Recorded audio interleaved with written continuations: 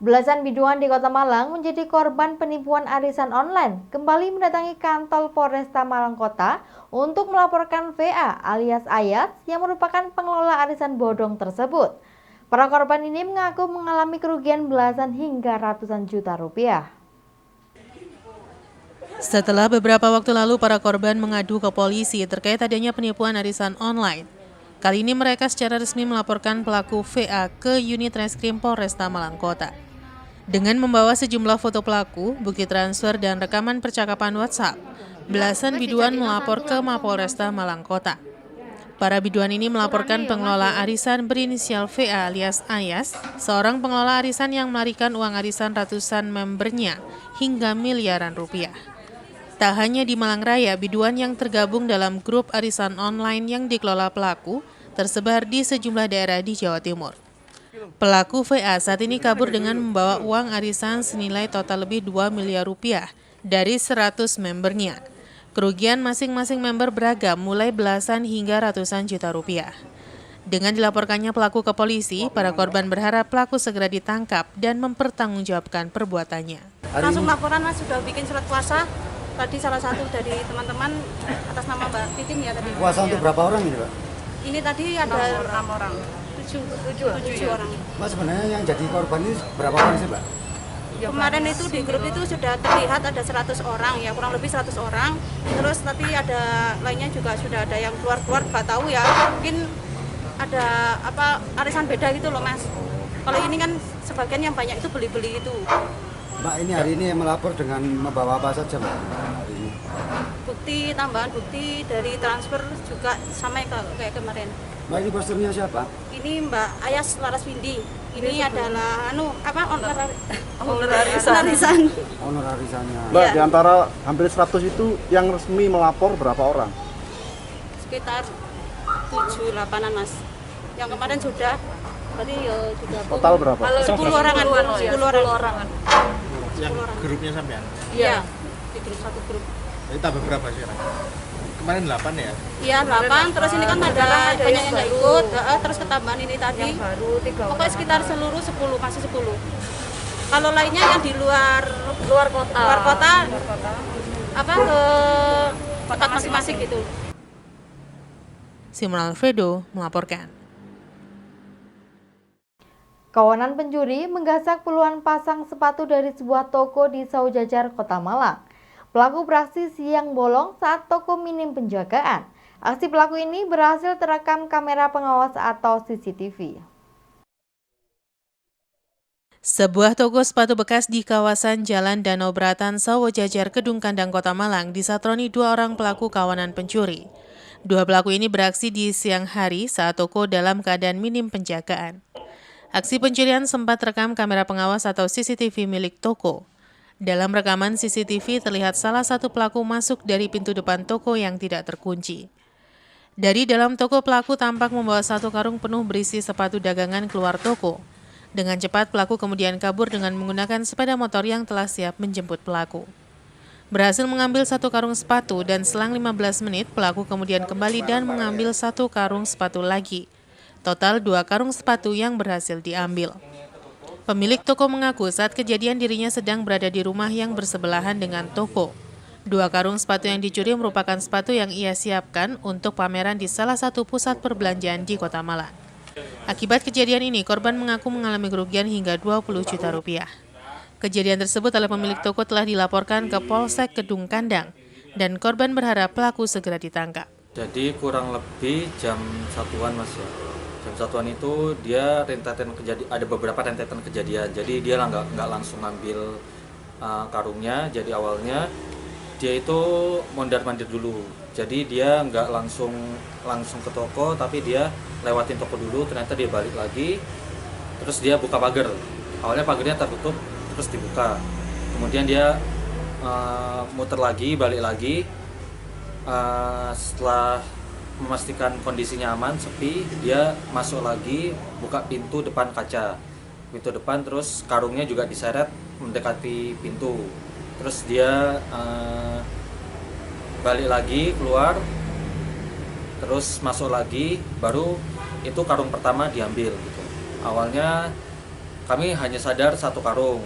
Yang diinfokan juga cuma 1 karung. Tapi ternyata dia kembali lagi 20 menit setelah karung pertama itu diambil, kemudian mengambil karung kedua. Karung kedua ini diambil satu rentetan kejadian, jadi langsung diambil. Totalnya kalau karung pertama itu kurang lebih ada 18, karung keduanya 22, jadi 40 pasang. Simon Alfredo melaporkan. Akibat menyusutnya volume air sungai, penggiliran jatah air sudah diberlakukan di salah satu kawasan lahan pertanian di wilayah Ngantang, Kabupaten Malang. Kurangnya air untuk lahan pertanian pada musim kemarau berdampak pada kurangnya maksimal fungsi lahan. Beginilah yang terlihat di kawasan lahan pertanian di perbatasan Banjarjo dan Sidodadi, Ngantang, Kabupaten Malang. Pada musim kemarau biasanya pasokan air untuk lahan pertanian mulai berkurang, sehingga tidak mencukupi untuk memenuhi kebutuhan air untuk penyiraman maupun perendaman tanaman. Kondisi ini berpengaruh pada fungsi lahan yang tidak dioptimalkan sebagai lahan pertanian pada musim kemarau. Berbeda ketika musim penghujan di mana pasokan air mencukupi. Menurut salah seorang petani setempat menjelaskan, penggiliran jatah air sudah diberlakukan sejak beberapa waktu yang lalu, agar semua lahan mendapatkan bagian yang sama, walaupun terkadang sering tidak mencukupi sehingga hasil panen tidak bisa maksimal. Di lokasi sungai kecil terlihat volume air sudah menurun dan di beberapa lahan pertanian sayuran masih banyak ditanami petani, karena hasilnya lebih menjanjikan dibandingkan hanya ditanami jagung. Para petani masih berharap walaupun kemarau, hujan masih akan turun sehingga membantu tanaman untuk tetap tumbuh sampai panen. Kalau kemarau gini airnya turun, Pak? Turun. Turun. Nah, segini belum seberapa. Ya. Nanti bulan 9, bulan 8 ini terus sampai bulan 8 alah Habis. kering habis. Oh, berarti untuk lahan pertanian gimana, Pak, kalau sudah kayak gini? Tidak mumpuni. Tidak mumpuni. Pak, berarti lahan-lahan hanya bisa ditanami apa kalau sudah kemarau, sudah air sedikit, Pak? Ya, tidak bisa nanam kalau musimnya airnya habis ya. Ya. Habis. Tapi setiap kemarau gitu airnya, Pak? Ya, gitu. Oh, berarti lahannya sayang, Pak, nggak bisa maksimal berarti lahannya? Nggak bisa. Nggak bisa. Nggak bisa, Ini lahan air dari mana ini, Pak? dari suku Gunung Kawi. Oh, jadi setiap kemarau memang pasti ya, Pak? Pasti kecil orang. Kalau ada sampai bulan apa biasanya, Pak, air masih ada? Masih ada ya, masih sampai bulan 10-11 ya masih ada, tapi jan Kecil. alah kari sedikit. Oh, berarti Pak ya di penggiliran jatah air. Ya, giliran. Ini ya nanti tiap hari gilir, Mas. Iwan Hikmawan melaporkan. Terima kasih Anda masih bersama kami dalam Info 7 Malang Raya. Buka tutup jalan penghubung Malang Blitar berdampak pada terjadinya antrian kendaraan. Beratnya beban kendaraan menjadi salah satu penyebab kerusakan jalan selain tidak berfungsi maksimalnya saluran drainase di pinggir jalan. Beginilah yang terlihat di jalan penghubung Kabupaten Malang menuju Blitar, tepatnya di wilayah Sidodadi sampai Pagersari, Ngantang. Jalan penghubung ini sudah mengalami kerusakan yang cukup lama dan sebagian sedang dalam proses perbaikan. Kerusakan jalan ini sudah terlihat parah di beberapa titik akibat curah hujan tinggi pada penghujan, sehingga di banyak titik bermunculan kubangan air dan jalan bergelombang parah akibat beratnya kendaraan yang melintas. Saat ini di jalan penghubung terdapat beberapa titik pembetonan yang belum kering, sehingga kendaraan yang melintas harus bergantian karena diberlakukan buka tutup jalan, mulai pagi sampai malam hari, baik roda 2, roda 4 maupun truk pengangkut material bangunan. Menurut salah seorang warga menjelaskan, kerusakan ini sepanjang lebih dari 2 km dan yang terparah berada di wilayah Sidodadi. Warga dan pengguna jalan tidak jarang melakukan penutupan lubang jalan dengan pasir dan batu, tetapi tidak bertahan lama karena ramai dan beratnya kendaraan yang melintas. Di lokasi terlihat terjadi antrian kendaraan dari 2 arah karena hanya satu lajur jalan yang bisa difungsikan, sementara kendaraan yang melintas banyak didominasi kendaraan berat berbadan lebar dan panjang. Banyak pihak berharap segera dibangun pelengsengan pinggir sungai karena sudah beberapa kali terjadi longsoran tanah yang bisa mengakibatkan terganggunya fungsi jalan. Pembetonan sudah berapa lama, Pak? Ini sekitar 1 bulanan. 1 bulanan. Berarti ini menghubungkan ini, Pak, ya? Malang sampai Blitar. Saya Blitar, Pak. Iya. Tapi pembetonannya masih Pagersari ya? Pagersari ya. Pagersari. Itu harusnya pakai setengah badan jalan, Pak, ya? Iya, iya. Itu truk-truk ramai Pak yang melintas Pak? Truk-truk? Rame, apalagi kalau hari Sabtu Minggu itu. Iya. Waduh, kalau sore ya ramenya itu. Ramai Pak ya? Rame. Walaupun sudah kondisi jalan perbaikan ini masih tetap aja banyak orang melintas Pak ya? Masih rame. Sampai malam Pak? Oh, sampai malam. Sampai malam. Paling perkiraan parkir seperti itu orang nyegat jalan itu, Ya. buka tutup itu sampai jam 11-an. 11 malam? Oh. Iwan Dikmawan melaporkan. Akibat kurangnya kesadaran untuk menjaga kebersihan lingkungan, kawasan sungai dan aliran air banyak dipenuhi sampah. Tidak hanya itu, lahan di pinggir jalan yang minim pengawasan juga berubah menjadi tempat pembuangan sampah. Masih kurangnya kesadaran sebagian warga masyarakat untuk menjaga kebersihan lingkungan dan mematuhi aturan membuang sampah yang benar, banyak sampah ditemui di pinggir sungai atau di bawah jembatan. Kondisi ini tentu saja membuat tidak nyaman pengguna jalan maupun warga masyarakat, padahal air sungai masih diperlukan untuk berbagai kebutuhan. Kualitas air menjadi menurun dan kawasan terlihat kotor. Di beberapa titik lokasi sampah di pinggir aliran air, salah satunya di pinggir lahan pertanian di kawasan Sidodadi dan Purworejo, Ngantang, Kabupaten Malang. Di saluran air yang sudah kering ini berbagai jenis sampah dibuang. Menurut salah seorang warga mengaku prihatin dengan banyaknya sampah yang dibuang di sungai, jembatan, dan aliran air lainnya karena mengakibatkan kawasan terlihat kotor. Di bawah jembatan perbatasan Gading Kulon dan Tegalweru, terlihat banyak sampah dibuang di bawah jembatan dan sebagian hanyut terbawa air. Banyak pihak berharap pada peningkatan kesadaran warga masyarakat untuk bersama-sama berpartisipasi dalam menjaga kebersihan lingkungan, salah satunya tidak membuang sampah di sungai. Sungai dijadikan tempat pembuangan sampah. Gimana Bapak ngelihatnya Pak? Waduh, sedih sekali. Masih pembuangan sampah masih diproses. Masih proses. Ya, di banyak tempat ini Pak. Ini kurang kesadaran apa pengawasan yang kurang Pak? Kurang kesadaran, Ya. pengawasannya kurang tertib. Lalu tempat sampah belum ditempati. Padahal kan Pak, air itu kan masih bisa dipergunakan Pak ya, semua warga yang di bawah ya. Ini semua dibuang di sungai-sungai semua ini. Berarti kualitas air juga berkurang kalau sudah kayak gitu Pak ya?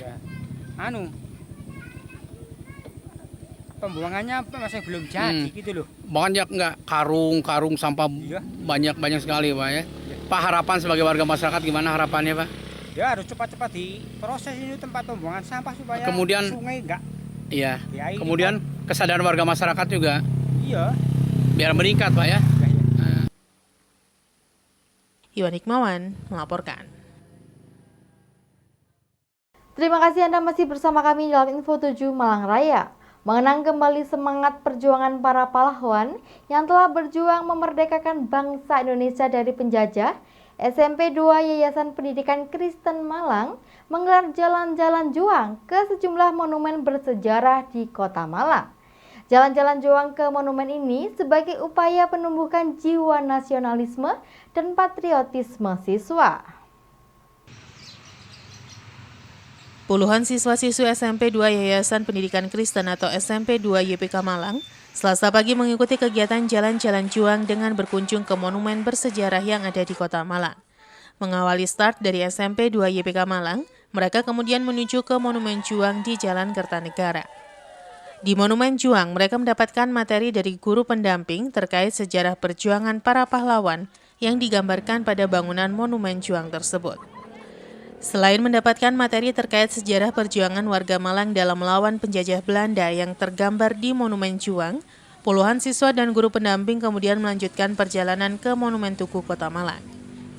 Di Monumen Tugu, para siswa belajar mengenai sejarah Kota Malang secara lebih mendalam, mulai dari awal terbentuknya hingga perjuangan para pahlawan meraih kemerdekaan. Yanuar Rudianto, salah satu guru pendamping siswa, mengatakan, jalan-jalan juang ke monumen bersejarah ini bertujuan untuk menguatkan dan memantapkan semangat kebangsaan, nasionalisme, dan nilai-nilai bela negara. Hal ini dapat memupuk semangat persatuan dan kesatuan generasi muda penerus bangsa. Diharapkan dengan belajar sejarah, generasi muda dapat mengenal dan mencintai bangsa sendiri. Anak-anak itu biasanya melewati tempat-tempat ini, pulang atau berangkat sekolah. Tetapi mereka tidak tahu ini apa selain bentuk keindahan, sehingga kita coba di sinilah sebenarnya muncul semangat-semangat yang luar biasa dari arek-arek Malang, sehingga tujuan kami adalah untuk menumbuhkan semangat berjuang pantang menyerah pada anak-anak bukan di lokasi atau tokoh yang jauh, tapi justru ada di sekitar lingkungan sekolahnya, gitu Pak. Kita punya 3 sasaran untuk pagi ini, mulai dari Monumen Juang 45 itu yang meringkas perjuangan arek-arek Malang tahun 45 sampai 49. Kemudian Monumen Tugu ini adalah lambang yang kemerdekaan secara nasional. Kemudian nanti kita akan menuju ke Monumen TGP, Tentara Jadi Pelajar, karena mereka itu adalah bukan sosok militer yang dewasa, tapi usianya ya SMA, SMP, SMA. Sehingga kita akan menunjukkan bahwa perjuangannya itu tidak hanya milik tentara dan orang-orang dewasa, tetapi juga milik pelajar, punya tanggung jawab untuk berjuang. Sementara, peserta mengaku senang bisa belajar sejarah secara langsung. Dwi Okta, salah satu siswa mengatakan, selama ini sering melihat monumen yang dikunjungi tersebut, namun tidak mengenal secara detail dengan sejarahnya. Dengan jalan-jalan juang ini, ia dan teman-temannya bisa mengenal perjuangan para pahlawan yang berjuang memerdekakan bangsa Indonesia dari penjajah. Nantinya, dari pembelajaran ini mampu mengimplementasikan nilai-nilai luhur dalam kehidupan berbangsa dan bernegara. Jalan-jalan juang ke monumen bersejarah di Kota Malang yang dilakukan oleh siswa SMP 2 YPK Malang, kemudian berakhir di Monumen TGP di Jalan Semeru, Kota Malang. Kita sudah jalan-jalan ke Monumen Juang 45 dan di sini kita berada di Monumen Tugu Alun-Alun Malang, di mana di sini kita boleh belajar tentang sejarah di Malang. Kita boleh mengetahui nilai-nilai para pahlawan yang bisa kita contoh di masa remaja saat ini, di mana kita boleh belajar semangat dalam memperjuangkan kemerdekaan kita, tetap mempertahankan semangat kita sebagai generasi muda yang mandiri, bertanggung jawab, dan memperjuangkan nilai juang para pahlawan. Simon Alfredo melaporkan.